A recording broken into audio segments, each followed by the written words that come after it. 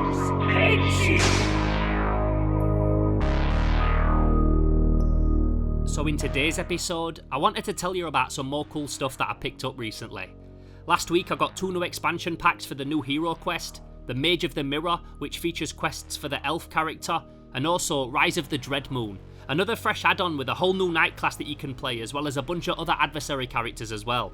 And both boxes are stacked with dope new miniatures that I'm buzzing to add to the base game. I love what Avalon are doing with this at the minute, and I can't get enough of how cool the sculpts are.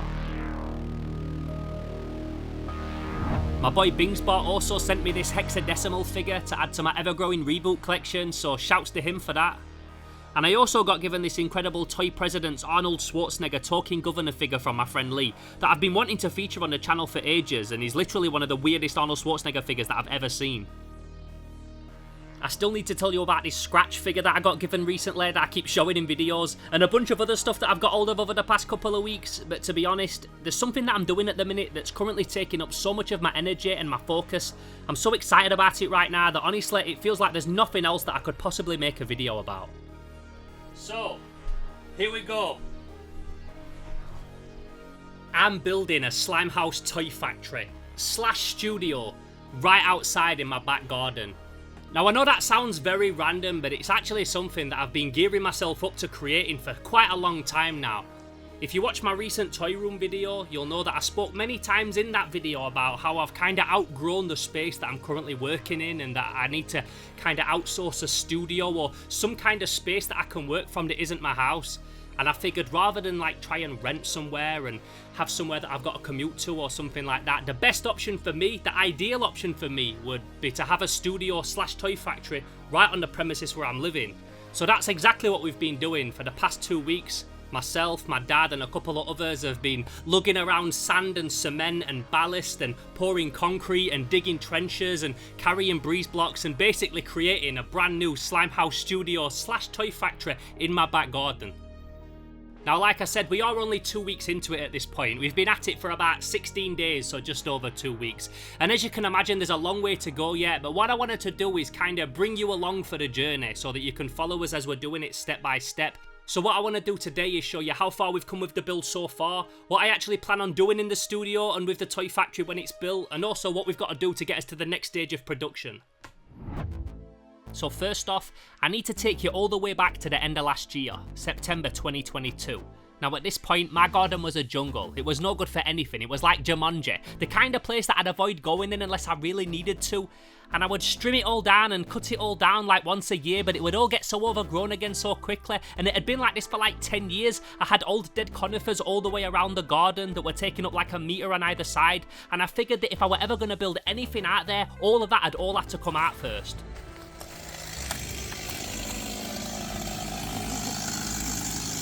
You've not met Pat before, have you? No, just me. So that's exactly what we did last September. Myself and my friends Judd and Paddy chainsawed all of the trees out, making sure that there were nothing nesting inside them first. We then dug all of the tree stumps out of the ground and gave the garden a nice scrape so that everything was a lot more level.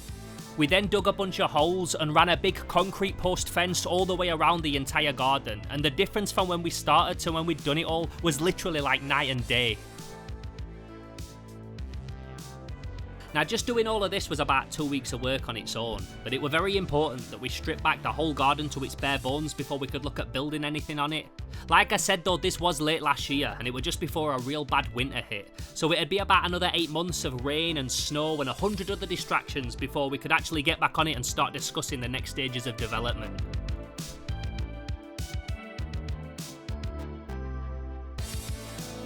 So here's the plan.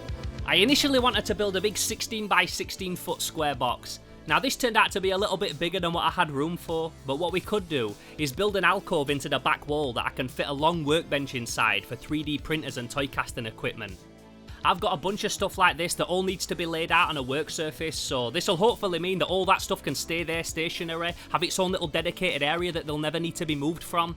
I also want to build a dividing stud wall down the right hand side. This will be filled with racking and can be used for storage and tools and other things that I want in the building but I just don't want out and displayed or whatever. And if there's room, I'd also love to build a little sound booth in there for ADR and narrations and music and that kind of thing. Again, just having a dedicated space for that thing in particular. Finally, in the main area, I want to build a podium style table that sits on caster wheels in the centre of the room.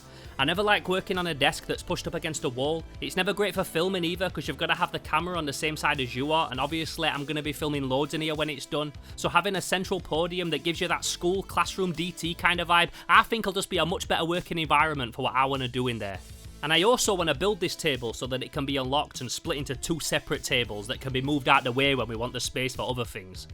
Now obviously I know that things are subject to change. It's impossible for me to know if all this stuff's going to work until I'm actually stood in the studio and it's all built around me and I can see the space that I've actually got to work in. But it's still nice to have some kind of idea. Something in my head that's like a visual blueprint that we can all try and work towards.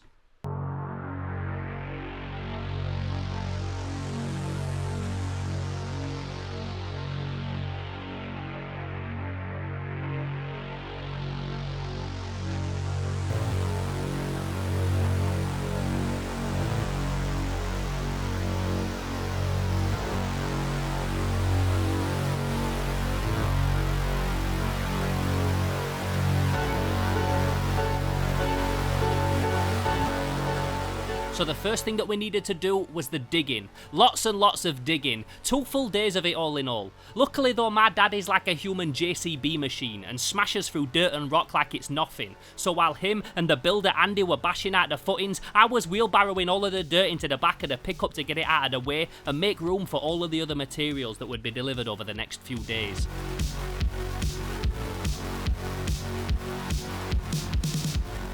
What this then left us with was a bunch of these footings that might just look like trenches dug into the dirt, but they got me pretty excited because this was my first time seeing the shape that I'd designed on the iPad actually carved out into reality.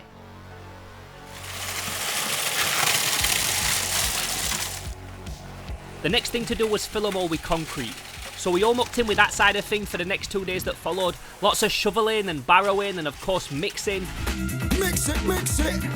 Blend it, blend I've been watching Grand Designs to get shot ideas. It also took so much material to fill these footings. Every time I thought I'd shoveled my last ton bag of sand and pebbles, or mixed sand and pebbles, I'd turn around and my dad would turn up with another one.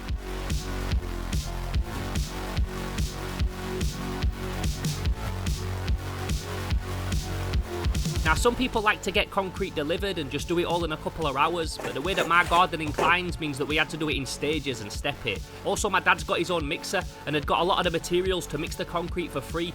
Not all of it, but about a third, so rather than get it all pumped in by a company, he thought it were best that we just did it all ourselves.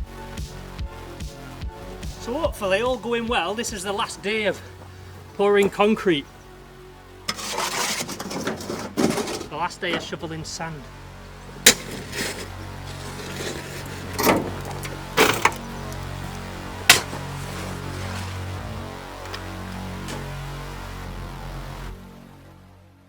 Now I don't want to bore you with every intricate detail of every day that we spend building this thing. Obviously I want to show you a lot of the process so you can follow along with us step by step and see it all get built from the ground up. But I also want to tell you what I plan to do in it when it's built, because so far I don't feel like I've made that very clear. Like, why do I even need a studio? Studio. So for months now, I've been talking on my channel about how I want to get properly into toy making. I've designed so many other people's toys and ideas. I then moved into experimenting with creating my own toys, both articulated and single pull Keshi size.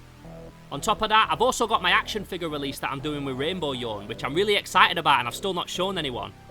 And being part of that toy art scene and filming those events and being around those kind of people really made me realise that as much as I love toys, and it's meant reviewing other people's toys and hunting down vintage stuff, and that's still going to be a big part of the channel, it's getting to a point now where I really want to start properly making my own creations. So over the past couple of years, I've not only taught myself a lot of the independent toy making process, but I've also invested in all of the casting and mould making equipment too.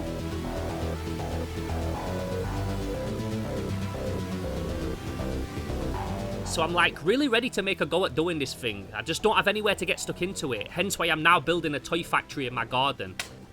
I also want to do more of the big scale video essay reviews too, with large scale dioramas, because they're one of my favourite things to do on the channel. But again, there's something else that are just really difficult to build and film in my house, because making them can be messy and there's never enough room in my office to film them properly afterwards. They're also hard to store between shots as well, which is why I need that extra storage. My new movie Wendy and the Wendigo has also been nearly finished for ages, but I've got to create a miniature for a couple of shots in the final scenes, and again, I just don't have the space to do it anywhere in my house right now. The sound booth that I want to build in there will also be perfect for some of the ADR that I need to record for that movie, and all of the narrations in my future Slimehouse episodes as well, most of which I also plan on filming inside this studio when it's finished.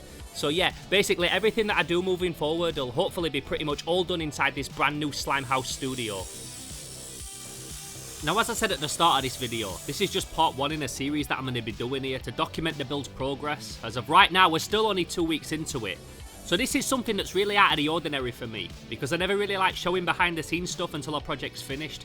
But I thought with this being such a big part of the future of Slimehouse, it'd be cool to document every step of it, upload the videos in parts as we're doing it, and really let you see behind the curtain every step of the way, so that hopefully you might even feel like you was a little bit a part of the process as well, because you lot watching this can now say that you was here right from the start.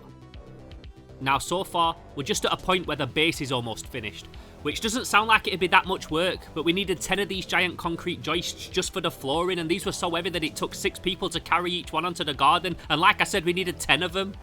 We've also gone through about 350 blocks so far, and I'm told it's going to take 1,000 to finish it all, so there's a ton more graph left to do on this thing, plenty more blocks to carry, plenty more of my garden feeling like Sheffield's answer to Legoland, and a ton more to show you in the next episodes to come. Obviously, this is also just in the construction phase, but what I'm really looking forward to is when it's all built and we can start painting the walls and decking it out with all the cool stuff that's going to go inside it. I've got a nice big frame to hang on the wall, which is going to need a cool quad poster to go inside, which means we'll have a nice excuse to go and visit Spires and Squires again. I'm also thinking about getting one of my writer friends to do a big graffiti piece down one of the walls, and then of course I want to start the toy making and stuff in there, so that's all something that I'm going to be documenting as well. Basically, there's going to be so much happening with this studio / toy factory over the next few weeks and months, and I really hope that you're looking forward to joining us every step of the way as we do it. So there you have it, that's my idea. What do you think? What do you think about me building a studio / toy factory right here in the garden of the Slimehouse HQ? Do you think I'm crazy? Do you think it's a stupid idea? Do you think it's awesome? Are you going to follow us along for the journey? Are you looking forward to the toys that I'm going to be making when the studio's up and running? Let me know down in the comments below. If this is your first time here at Slimehouse TV, I'm Theo Kane. I do toy videos every single week, and the next ones for the next few weeks, other than the toy hunting videos at the toy fairs that we're going to be going to, are probably going to be like this, showing you a couple of the pickups that I've got recently and then going straight into updates on the studio build. It's all going to be a little bit different from the content that you're normally used to seeing on the channel, but like I just explained, I just want you to join us as part of the journey, going through it step by step and seeing it from start to finish. As you can probably imagine, there's never going to be a better time to join my Patreon than right now, so if you really want to help support Slimehouse TV, help fund projects like this and help fund stuff in the future, then the best place to do that is over on patreon.com/SlimehouseTV. If you don't want to commit to Patreon, there's also a button that you can press down in the description below that you can send a one-off donation to Slimehouse. That's also very helpful. If this is your first time on the channel, then don't forget to introduce yourself down below. Let me know who you are, where you're from, what you collect, and how you found Slimehouse TV. If you want to hit me up but you don't want to do it publicly, the best place to do that is over on Instagram at Theo_Kane_Slimehouse. I'm also on Threads as well now. I joined Threads. I'm obviously a slave to the social media system, and obviously I had to join Threads as well. So that's also at Theo_Kane_Slimehouse as well. I want to say a massive thank you to everybody that's joined me today for this video, everybody that's supporting me with this crazy idea that I've got to create a toy factory, and hopefully you want to support it when I actually start making toys and selling them and stuff like that. Let me know if you're excited for them. But in the meantime, I'm Theo Kane, this is Slimehouse TV. I'm looking forward to catching you in the next stage of the build, the next video that I drop. I don't know what's going to happen with that because obviously we've not built it yet, so I'm really excited as well to know how it's going to look in the next episode of these videos as well. So if you're excited, don't forget to give this video a like, don't forget to go and binge the back catalogue if this is your first time here at Slimehouse TV, and until that next episode, I'm Theo Kane, this is Slimehouse TV, and I'm gone. Pow!